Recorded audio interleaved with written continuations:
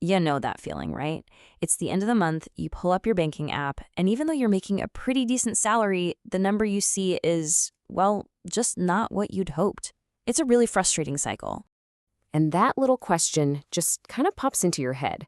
You're working hard, you might have even gotten a raise, but somehow you're still feeling that same old financial stress.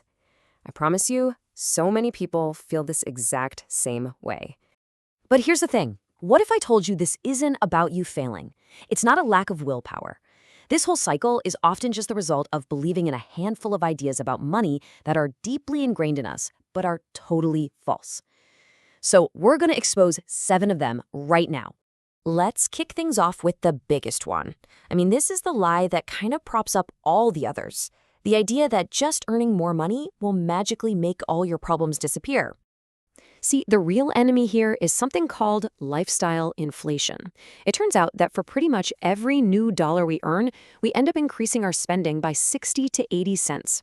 Remember that new subscription you got right after your last pay bump? Yeah, that's lifestyle inflation. It just kind of creeps up on us without us even noticing. Let me show you how this plays out. Say you get a big, awesome raise from $3,000 to $5,000 a month. You'd think your savings would just explode, right? But then, a nicer car seems reasonable, an upgraded apartment, a few more dinners out, and all of a sudden your income has gone way up, but your savings have barely moved. That is lifestyle inflation in the wild. And there's a psychological reason for this. It's called the hedonic treadmill. As humans, we are just incredible at adapting to new situations. That pay raise feels amazing for a few weeks, but then it just becomes the new normal. The new car, the bigger apartment, that's your new baseline. And you're left with the exact same level of happiness as before, just with much bigger bills. Okay, so if a bigger paycheck isn't the whole answer, then what is? Well, that brings us to our next set of lies, and these are all about how we think, or more often, don't think about actually growing our money. All right, lie number 2. Saving is enough. It feels so safe, doesn't it? So responsible. But only saving your money is like trying to win a marathon by standing still at the starting line. Just look at this. Over 30 years, putting $500 a month in the bank gets you $216,000. That's not bad. But investing that same amount, you're looking at almost $750,000. That is a life-changing difference. And that leads right into the next lie. I need a huge pile of cash to even start investing. So many of us wait on the sidelines thinking this. So let's look at this classic example. Investor A invests for just 10 years and then stops completely. Investor B starts right after A stops and invests for the next 30 years. Who do you think ends up with more money? The answer is Investor A, and it's not even close. They invested way less money overall, but they started earlier. So what's the secret? It all comes down to the magic of compounding. That's when your money starts making its own money. It's like a snowball rolling downhill. The longer it rolls, the bigger it gets. The key takeaway here is that time in the market is so much more powerful than timing the market, or even how much you put in. And that brings us to what is, without a doubt, the most expensive lie of them all. I'll start later. Just look at these numbers.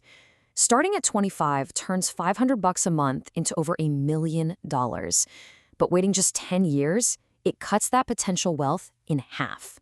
Wait another 10 years, and it gets cut in half again.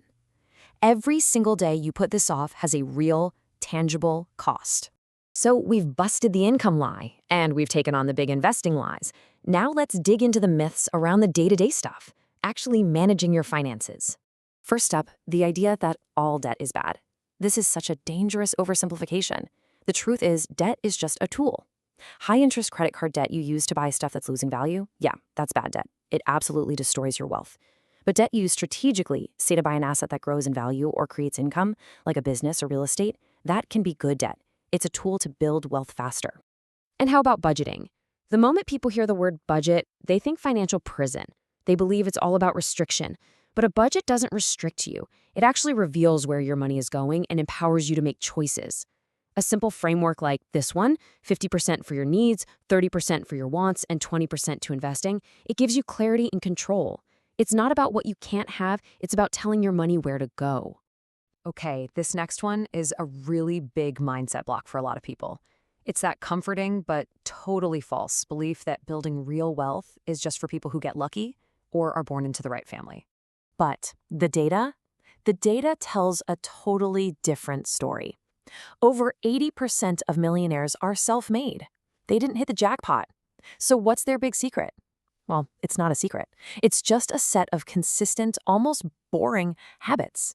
They invest consistently, they live below their means, they think about the long term, and they avoid destructive debt. It turns out wealth is far more about your behavior than your brilliance.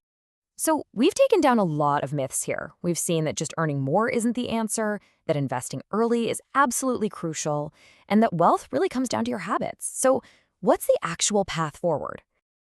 It's actually beautifully simple. Now, that doesn't mean it's easy, but it is simple. The real formula just boils down to these 4 things. 1, spend less than you earn. 2, invest the difference consistently. 3, give your money as much time as possible to grow and compound. And 4, avoid the big mistakes that can wipe you out. That's it. That's the entire game right there. Look, if you've recognized yourself in any of these lies, that's not a failure. That is a huge advantage. Because awareness is always the first step to making a real change. Most people will go their whole lives believing these myths, but you know the truth now. So the real question isn't what you've learned, it's what are you going to do about it? What is one small action you can take today to start building a different financial future?